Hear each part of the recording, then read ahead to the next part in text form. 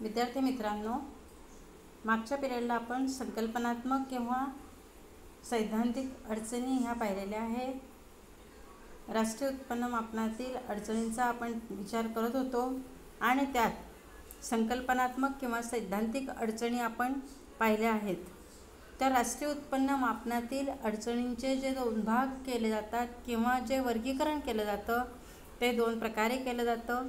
एक म्हणजे संकल्पनात्मक किंवा सैद्धांतिक अडचणी आणि दुसरे म्हणजे व्यावहारिक किंवा सांख्यिकीय अडचणी होय.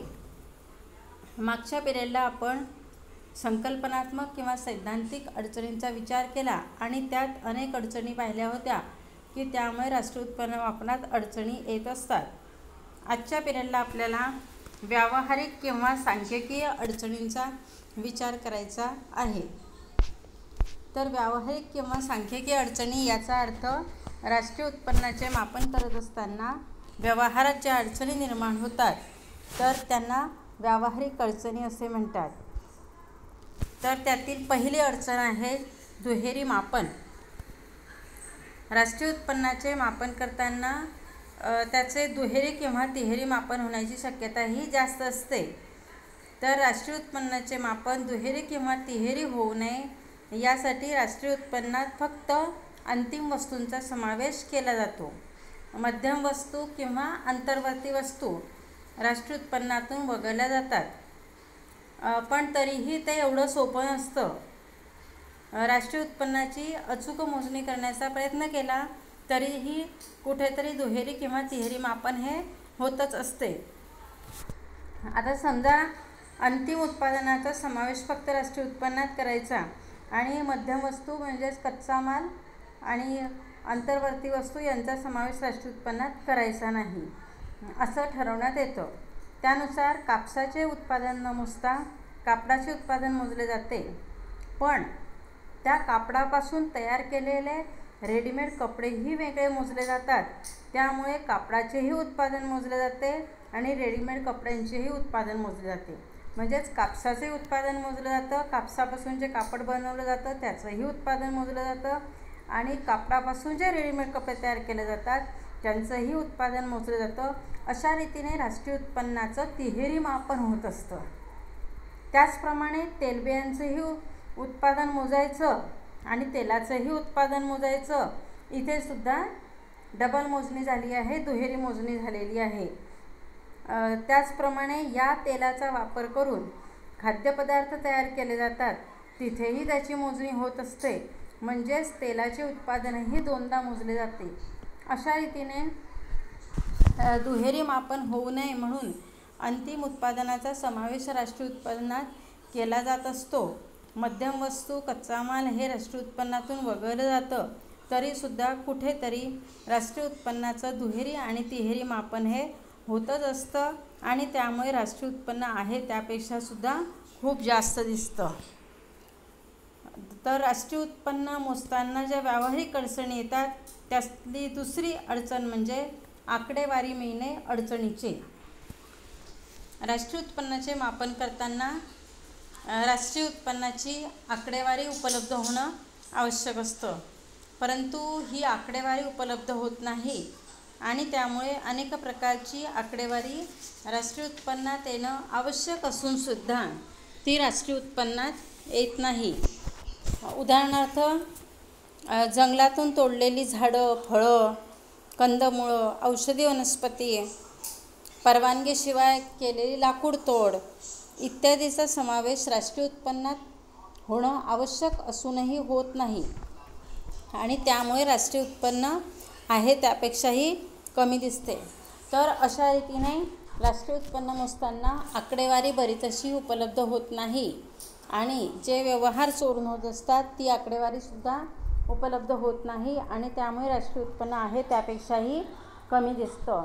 आता जंगलातून चोरून काही औषधी वनस्पती आणली जाते, फळं आणली जातात, कंदमुळे आणली जातात किंवा जंगलातील लाकडाची तोड केली जाते, पण हे राष्ट्रीय उत्पन्नात येत नाही.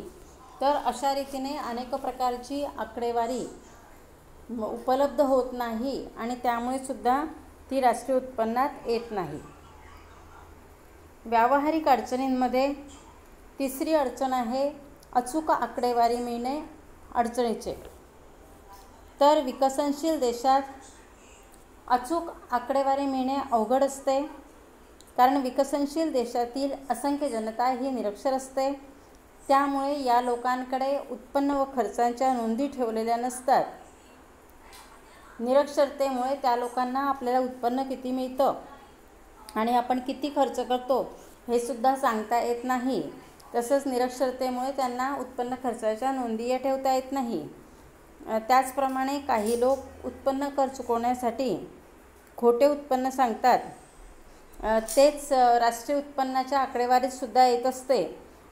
त्याचप्रमाणे आकडेवारी गोळा करणाऱ्यांचे काही पूर्वग्रह असतात, समज असतात आणि ते त्यांच्या कल्पनेप्रमाणे व्यक्तिगत उत्पन्नाचे आकडे टाकत असतात आणि त्यामुळेही लोकांचे खरे उत्पन्न राष्ट्रीय उत्पन्नात येत नाही. तर अशा रीतीने राष्ट्रीय उत्पन्नाची अचूक आकडेवारी मिळणं अवघड असतं. लोक आपले स्वतःचे खरे उत्पन्न हे शासनाला दिसू देत नाही, कळू देत नाही आणि त्यामुळे सुद्धा अचूक राष्ट्रीय उत्पन्न हे मोजलं जात नाही. व्यावहारिक अडचणींमध्ये किंवा सांख्यिकी अडचणींमधील पुढची अडचण आहे वस्तू विनिमय पद्धत. तर वस्तू विनिमय पद्धतीतील अनेक अडचणींमुळे पैशाचा शोध लागला, पैशाचा उदय झाला आणि पैशाच्या सहाय्याने विनिमयाचे व्यवहार किंवा खरेदी विक्रीचे व्यवहार पार पाडले जाऊ लागले. कामाचे मूल्य हे पैशात दिले जाऊ लागले. पण तरीही आजही काही प्रमाणात वस्तू विनिमय पद्धतीने व्यवहार होत असतात. जुन्या कपड्यांच्या बदल्यात भांडी घेणे, जुनी वस्तू देऊन नवीन वस्तू घेणे, अशा व्यवहारांमध्ये पैशाचा वापर होत नसल्यामुळे ते राष्ट्रीय उत्पन्नात येत नाही. ग्रामीण भागात शेती क्षेत्रात शेतमजुरांना बऱ्याच वेळेला धान्य स्वरूपात मजुरी दिली जाते. सालदाराचे वेतन ठरवतानाही त्याचे 2 वेळचे जेवण, कपडा लत्ता हे त्या मजुरीमध्ये समाविष्ट असते. अशा रीतीने वस्तू विनिमयाचे व्यवहार आजही बऱ्याच प्रमाणात चालू आहे, पण राष्ट्रीय उत्पन्नातून ते वगळले जातात, कारण वस्तू विनिमयाच्या व्यवहारांची मोजदाद ही राष्ट्रीय उत्पन्नात होत नाही.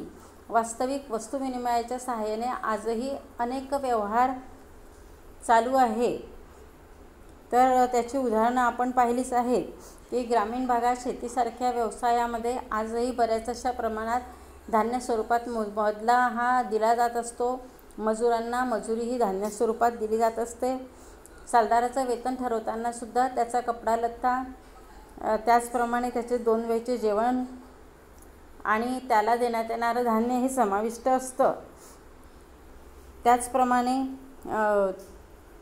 जुन्या वस्तूच्या बदल्यात वस्तू घेणे असे व्यवहारसुद्धा आजही बाजारात मोठ्या प्रमाणावर चालू आहे आणि हे व्यवहार राष्ट्रीय उत्पन्नात येत नाही आणि त्यामुळे राष्ट्रीय उत्पन्न आहे त्यापेक्षाही कमी दिसतं.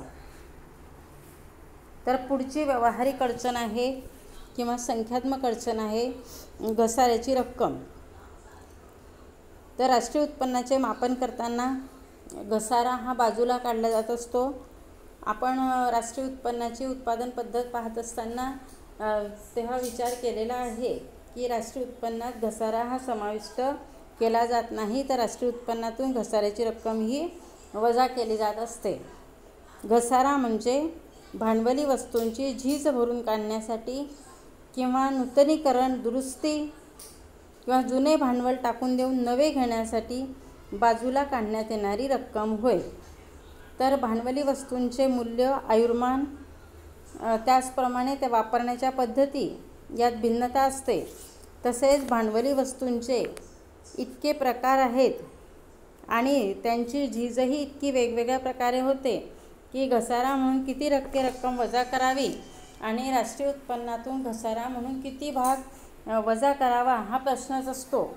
तर अशा रीतीने राष्ट्रीय उत्पन्नातून घसाऱ्याची रक्कम ही वजा केली जात असते, पण घसारा म्हणून किती रक्कम धरावी आणि राष्ट्रीय उत्पन्नातून ती वजा करावी हा प्रश्न निर्माण होत असतो. तर अशा रीतीने राष्ट्रीय उत्पन्नाच्या आकडेवारी पाहत असताना घसाऱ्याची रक्कम ही एक अडचण निर्माण होत असते.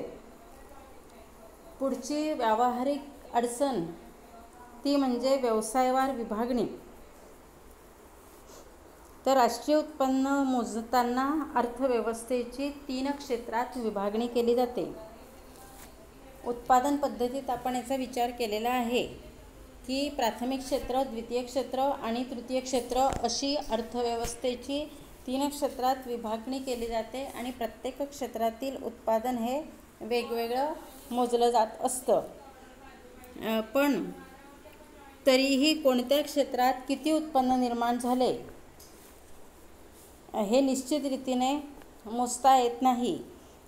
व्यक्ती जरी एक असली तरी ती एकाच क्षेत्रातून उत्पन्न मिळवीत असेल असे शक्य नसते. ती वेगवेगळ्या क्षेत्रातून उत्पन्न मिळवित असते.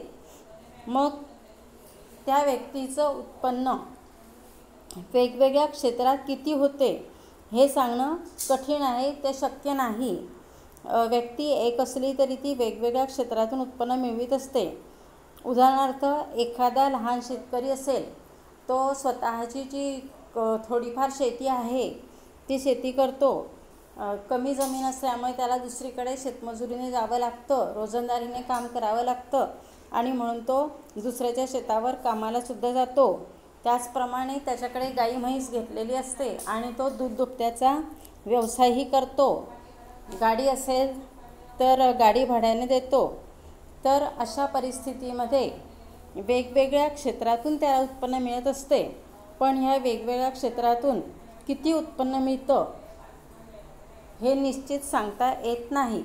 तर अशा रीतीने राष्ट्रीय उत्पन्न मोजताना ही एक अडचण निर्माण होते की वेगवेगळ्या क्षेत्रातील त्या व्यक्तीचे उत्पन्न कसे मोजावे. आणि ती व्यक्तीसुद्धा सर्वच क्षेत्रातील उत्पन्न दाखवते असं नाही, तर फक्त एखाद दुसऱ्या क्षेत्रातील ती उत्पन्न दाखवते आणि बाकीचं उत्पन्न दाखवत नाही. आणि त्यामुळे राष्ट्रीय उत्पन्न हे बरंच असं लपून राहतं आणि आहे त्यापेक्षासुद्धा ते कमी दिसत असतं. म्हणजेच राष्ट्रीय उत्पन्नाची अचूक मोजणी ही होत नाही. आणि शेवटची अडचण म्हणजे लोकांचा प्रतिसाद. तर शासनाची कोणतीही कार्य असो, धोरणे असो, ती यशस्वी होण्यास लोकांचा अनुकूल प्रतिसाद आवश्यक असतो. लोकांचा अनुकूल प्रतिसादच नसेल तर शासनाची धोरणंही फसत असतात. कारण लोक शासनाला योग्य ते सहकार्य करत नाही आणि त्यामुळे सुद्धा ती धोरणं फसत असतात. तसंच राष्ट्रीय उत्पन्न मोजमापाचं किंवा राष्ट्रीय उत्पन्न गणनेचं आहे. एकतर लोक आपले उत्पन्न व खर्चाचे हिशेब ठेवत नाही आणि ठेवले तर खरे उत्पन्नाचे आकडे शासनाला सांगत नाही. कारण त्यांना अशी भीती वाटत असते की आपण जर जास्त उत्पन्न दाखवले तर आपल्याला कर भरावा लागेल, तसेच कर अधिकाऱ्यांची आपल्यावर धाड पडेल. या भीतीपोटीही ते उत्पन्न लपवून ठेवतात. पण त्यामुळे आहे त्यापेक्षा उत्पन्न कमी दिसते. तर अशा रीतीने लोकसुद्धा शासनाला योग्य प्रतिसाद देत नाही, अनुकूल प्रतिसाद देत नाही आणि त्यामुळे सुद्धा राष्ट्रीय उत्पन्नाचे खरे आकडे उजेडात येत नाही. उलट आहे त्यापेक्षाही उत्पन्न कमी दिसतं. कारण लोकांना भीती असते की जर आपण खरं उत्पन्न सांगितलं तर आपल्यावरती टॅक्स लागेल, आपल्याला कर भरावा लागेल किंवा आपल्या उत्पन्नाची तपासणी सुरू होऊन जाईल आणि त्यासाठी ते आहे त्यापेक्षाही कमी उत्पन्न दाखवत असतात आणि त्यामुळे राष्ट्रीय उत्पन्नाचे खरे आकडे समोर येत नाही. तर राष्ट्रीय उत्पन्न आहे त्यापेक्षाही कमी दिसतं. तर अशा रीतीने राष्ट्रीय उत्पन्न मोजताना सांख्यिकीय किंवा व्यावहारिक अडचणी ह्या मोठ्या प्रमाणावर निर्माण होत असतात. त्यातील प्रमुख अडचणींचा विचार आपण केलेला आहे. तर व्यवहारात किंवा संख्यारूपात ज्या अडचणी निर्माण होतात त्यांनाच व्यावहारिक किंवा सांख्यिकीय अडचणी असे म्हणतात. आणि ह्या अडचणींवरून आपल्या लक्षात आलं असेल की राष्ट्रीय उत्पन्न आहे त्यापेक्षासुद्धा बऱ्याच वेळेला कमी दिसत असतं आणि काही वेळेला राष्ट्रीय उत्पन्न आहे त्यापेक्षासुद्धा जास्त दिसत असतं आणि त्यामुळेही राष्ट्रीय उत्पन्नाचे अचूक मोजमाप होत नाही. तर राष्ट्रीय उत्पन्नाचे अचूक मोजमाप होण्यामध्ये अडचणी निर्माण होत असतात आणि त्यामुळे राष्ट्रीय उत्पन्नाचे खरे आकडे आपल्या समोर येत नाही. शेवटी ते केवळ अंदाज असतात. आणि महत्त्वाचं म्हणजे ज्याप्रमाणे जनगणना करणारे लोक घरोघर जाऊन प्रत्येक कुटुंबाची माहिती घेत असतं आणि त्यावरून लोकसंख्येची मोजणी ही केली जात असते, देशातील लोकसंख्या ही पाहिली जात असते. पण राष्ट्रीय उत्पन्नाचं तसं नसतं. राष्ट्रीय उत्पन्नाचे मापन करत असताना घरोघर जाऊन लोक उत्पन्नाची विचारपूस करत नसतात आणि त्यामुळे शेवटी राष्ट्रीय उत्पन्नाचे आकडे हे शेवटी अंदाज असतात. पण जवळपास असणाऱ्या गोष्टी ह्या खऱ्या आहे असे गृहीत धरून धोरणं ही ठरवावी लागत असतात. आणि अशा रीतीने राष्ट्रीय उत्पन्न मोजताना अनेक अडचणी ह्या निर्माण होत असतात.